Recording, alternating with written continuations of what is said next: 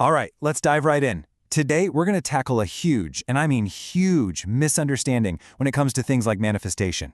We're going to get into why so many people get stuck and really uncover the critical difference between the life you think you're asking for and the one you're actually broadcasting to the universe. So let me ask you something. Have you ever felt this? You're doing all the things they tell you to do. You're visualizing, you're saying the affirmations, you're trying to act as if. But when you look around, nothing's really changing. It's super frustrating, right? Well, we're about to see exactly why that happens. It turns out most of the popular advice has you looking in the completely wrong direction. Okay, so what is this big mistake, the one that trips up pretty much everyone? It's actually super simple, but it's profound. It's all about confusing the effect for the cause. And this right here, this is the entire problem in a nutshell. Most of the time, we're out there chasing the effect. We're trying to manipulate the echo we're getting back from the world. We're trying to change the reflection. But the real power, the real work, isn't out there. It's in here. It's about fixing the cause, the signal you're sending out in the first place. So let's get really clear on these two ideas, because once you get this distinction, everything changes. We're talking about your signal versus the resonance it creates. This lays it out perfectly. Look at the two columns. The signal, that's the cause, the origin point. It's your internal broadcast. It's fundamentally who you are. And resonance? That's the effect. It's the echo, the external reflection you see in your life. It's simply what you get. See the difference? One comes from you, the other comes to you. Okay, think of it like this. Imagine you strike a tuning fork. Across the room, there's another tuning fork with the exact same frequency. What happens? It starts vibrating all on its own, right? That second vibration, that's resonance. It's just a response. It has zero power on its own. It literally can't do anything until a signal hits it first. And your signal, well, that's the first tuning fork. It's the real, authentic, undeniable broadcast coming from your deepest internal state, your nervous system, your core beliefs. This is the frequency you're putting out all day, every day, without even trying. And here's the kicker, you cannot fake your signal. You just can't. So, if resonance is just an echo, you can probably see where this is going, right? Putting all your effort and energy into chasing it is, well, it's just a losing game. I mean, this analogy is everything.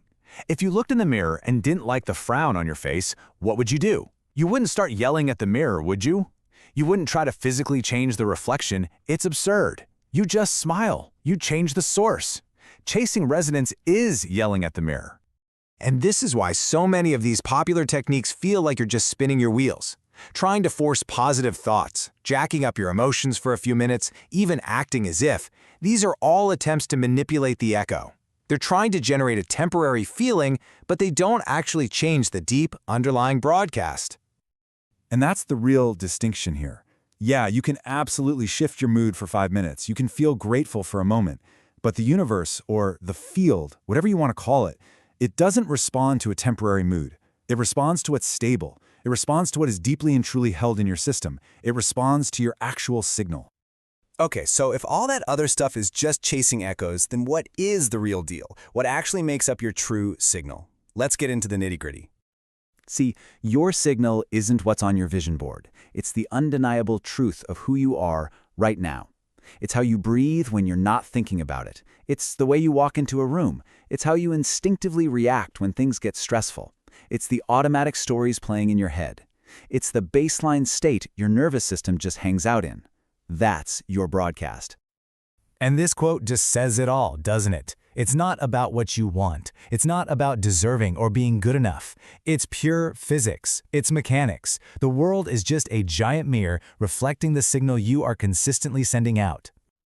The process itself is almost ridiculously simple. Step 1, you broadcast a signal from your core state. Step 2, the field, the universe, receives it. No judgment, it just receives it. Step 3, the field perfectly mirrors it back to you in the form of people, situations, opportunities, challenges. And step 4, you experience that mirror as your life. That's it.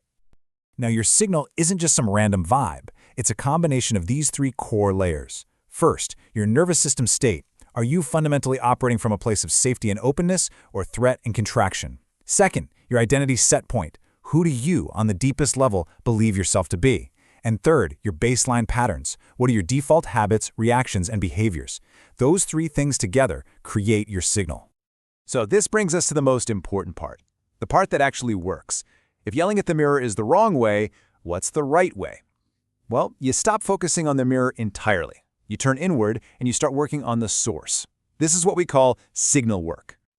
So what is signal work? Well, it's the real work. It means actually calming and regulating your nervous system so your body feels safe. It's about consciously upgrading your sense of self, your core identity. It's about rewriting those old automatic programs. You're not faking it till you make it. You're literally rewiring your internal system to broadcast a new, genuine signal from the inside out. And here's the most exciting, most empowering part of this whole thing. Because resonance is an instant echo, the literal moment, your internal signal genuinely changes, the mirror has to change with it. Your reality has to match you. Not tomorrow, not next week, immediately. So if you only take one thing away from this whole conversation, let it be this sequence. It is always signal first, then resonance. The cause, then the effect. You change your internal broadcast, and the external reflection has no choice but to change too. That's the law. So I'll leave you with this one last question to really think about. If your life, right now, is a perfect, flawless mirror of your broadcast, what is it telling you? What signal are you really sending out?